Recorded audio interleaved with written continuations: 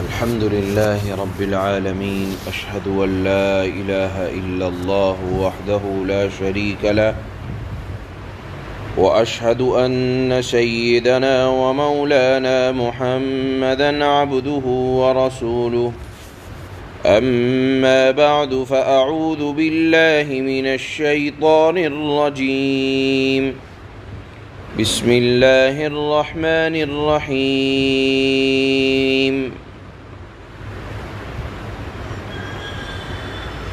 يا أيها الذين آمنوا اذكروا نعمة الله عليكم إذ جاءتكم جنود فأرسلنا عليهم ريحا وجنودا لم تروها وكان الله بما تعملون بصيرا. إذ جاءوكم من فوقكم ومن أسفل منكم وإذ زاغت الأبصار وبلغت القلوب الحناجر وتظنون بالله الظنونا.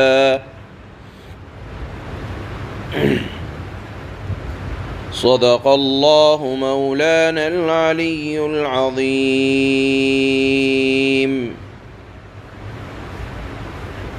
جیسا کہ بتلایا گیا تھا کہ اس سورت کا نام سورہ احزاب ہے، اور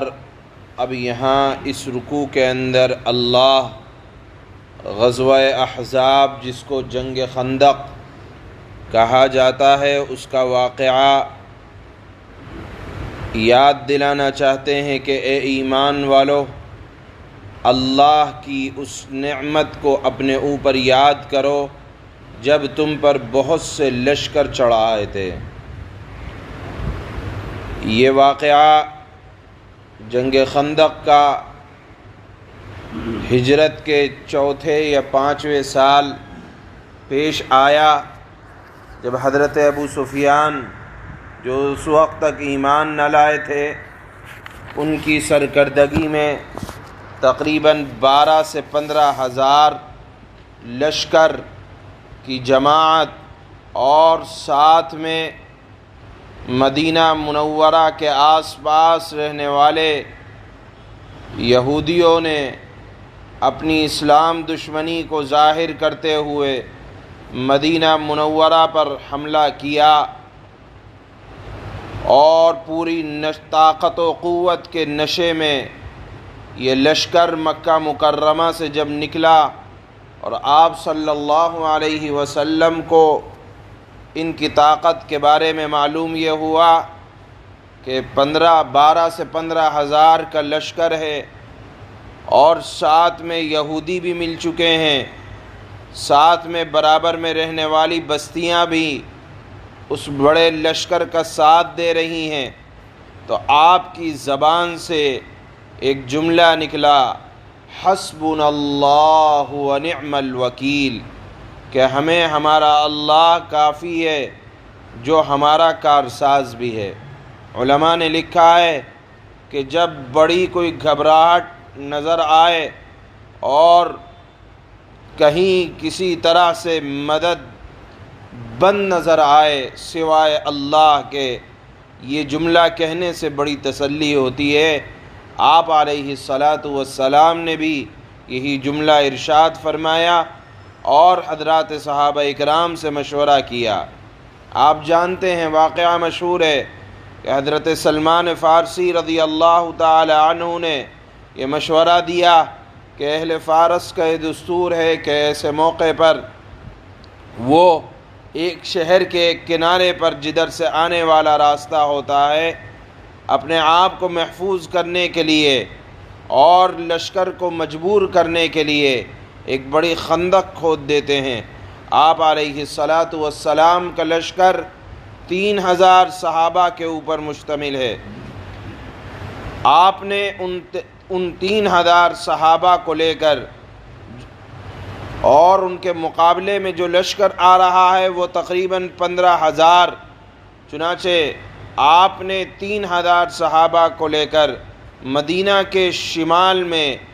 ایک خندق کھودی جس کی لمبائی تقریباً 3 میل ہے. یہ کام 6 دن اور ایک روایت کے اعتبار سے 5 دن چلا، اور 10 آدمیوں کی 10 حضرات صحابہ اکرام کی ٹولی بنا کر بنائی جاتی تھی اور وہ اس میں کام کرتے تھے. اس خندق کی تیاری میں آپ علیہ الصلاۃ والسلام کا بھی حصہ لگا، اور تاریخ انسانی میں اس طرح کی کوئی مثال نہیں ملتی کہ خادم و مخدوم سب ایک ہی جگہ کام کر رہے ہوں. اور بعض روایات میں آتا ہے کہ آپ علیہ الصلاۃ والسلام اتنی محنت کے ساتھ کام کر رہے تھے کہ آپ کے سینے مبارکہ پر مٹی کے آثار ظاہر ہوتے تھے، اور مٹی آپ کے سینے کے بالوں میں اٹی رہتی تھی. اور یہی وہ وقت تھا کہ جب آپ علیہ الصلاۃ والسلام کی چند نمازیں قضا ہوئیں، اور یہی وہ وقت تھا کہ جب ایک موقع ایسا آیا کہ خندق کھودتے کھودتے ایک بڑا پتھر آ گیا، اور بظاہر حضرات صحابہ اکرام کو ہٹانا مشکل ہو رہا تھا. آپ علیہ الصلاۃ والسلام کو بلایا گیا، آپ نے کدال ماری، اور پہلی کدال ماری تو قیصر و کسریٰ کے شاندار محلات نظر آئے. بہرحال یہی وہ وقت تھا کہ جب مسلمانوں پر حالات اتنے تنگ تھے کہ اللہ کے نبی صلی اللہ علیہ وسلم کے پیٹ پر پتھر بندھے ہوئے ہیں، حضرات صحابہ اکرام کے پیٹ پر پتھر بنے ہوئے ہیں اور خدمت دین کر رہے ہیں، اور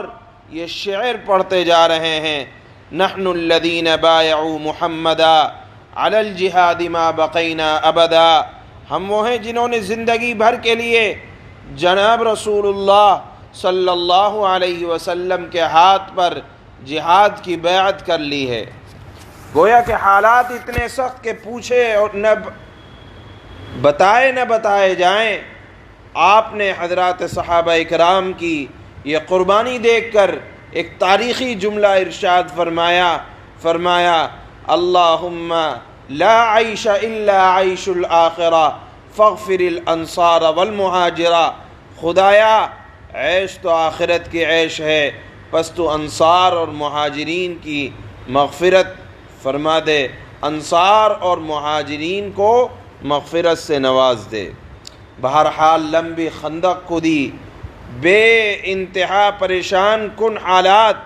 مدینہ کی سردی اور اس میں فاقے کی تنگی. اللہ کے نبی صلی اللہ علیہ وسلم خود محنت فرما رہے ہیں، اور یہ خندق کھودی، اور پھر 20 سے 25 دن تک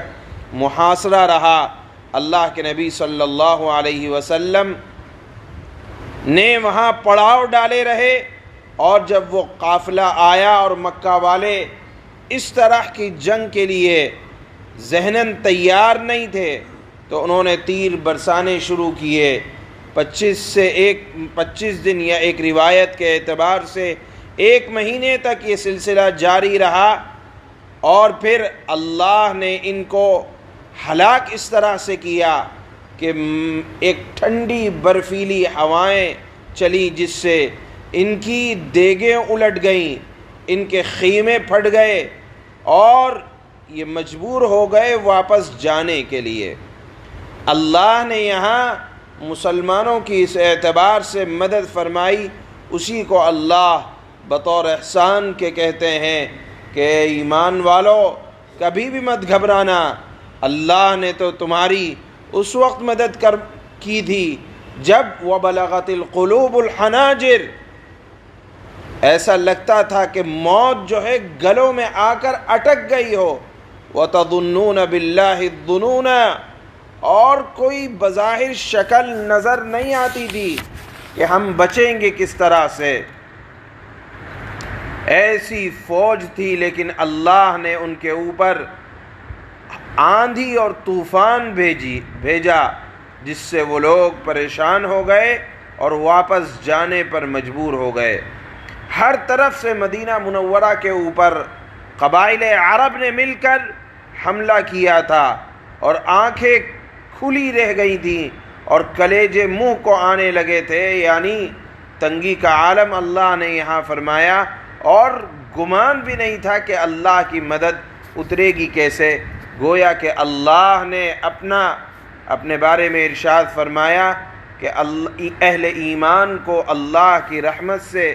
کسی حالت میں بھی مجبور نہیں ہونا چاہیے۔ یہ ضرور ہے کہ امتحان ہوتا ہے، امتحان جناب رسول اللہ صلی اللہ علیہ وسلم کے صحابہ کرام کا بھی ہوا، اور ایسا سخت امتحان تھا کہ اللہ نے فرمایا کہ اس وقت آنکھیں کھلی کی کھلی تھیں، کلیجے منہ کو آ رہے تھے، لیکن ان لوگوں نے ثابت قدمی کا مظاہرہ کیا تو اللہ کی طرف سے کھلی مدد کو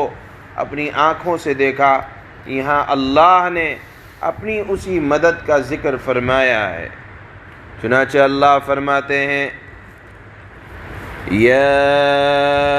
أيها الذين آمنوا اذكروا نعمة الله عليكم إذ جاءتكم جنود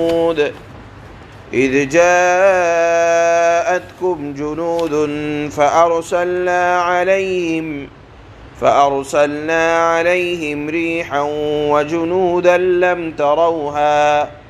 وَكَانَ اللَّهُ بِمَا تَعْمَلُونَ بَصِيرًا۔ اے ایمان والو، یاد کرو اللہ نے اس وقت تم پر کیسا انعام کیا جب تم پر بہت سے لشکر چڑھائے تھے، پھر ہم نے ان پر ایک آندھی بھی بھیجی اور ایسے لشکر بھی جو تمہیں نظر نہیں آتے تھے، یعنی فرشتوں کا اترنا اس خندق کے میدان میں یا غزوہ خندق میں، یہ اللہ نے فرمایا کہ فرشتوں سے بھی اللہ نے تمہاری مدد کروائی تھی، وہ تمہیں نظر نہیں آ رہے تھے اور تم جو کچھ کر رہے تھے اللہ اس کو دیکھ رہا تھا۔ اذ جاءوكم من فوقكم ومن اسفل منكم وَإِذْ زَاغَتِ الْأَبْصَارُ وَبَلَغَتِ الْقُلُوبُ الْحَنَاجِرَ وَتَظُنُّونَ بِاللَّهِ الظُّنُونَا۔ یاد کرو جب وہ عرب کے قبائل تمہارے اوپر سے بھی چڑھ آئے تھے، تمہارے نیچے سے بھی، یعنی اوپر سے مراد تو متحدہ پورا عرب کا نے یکجہتی کے ساتھ مدینہ منورہ پر حملہ کیا، اور نیچے سے مراد یہ ہے کہ مدینہ سے لگ کر جو یہود کی بستیاں تھیں بنو قریظہ، ان لوگوں نے بھی کفار مکہ کا ساتھ دیا۔ اللہ فرماتے ہیں یاد کرو جب وہ تمہارے اوپر سے بھی چڑھ آئے تھے اور تمہارے نیچے سے بھی، اور جب آنکھیں پتھرا گئی تھیں، یعنی سمجھ نہیں آتا تھا کہ اب کیا کریں، اللہ کی مدد کیسے آئے گی۔ اللہ فرماتے ہیں جب آنکھیں پتھرا گئی تھیں اور کلیجے منہ کو آ گئے تھے، یاد کرو اللہ کی مدد کو، اور تم اللہ کے بارے میں طرح طرح کی باتیں سوچنے لگے تھے، اللہ نے اس وقت مسلمانوں کی مدد کی تھی۔ سبحان اللہ بحمدہ، سبحانک اللہ۔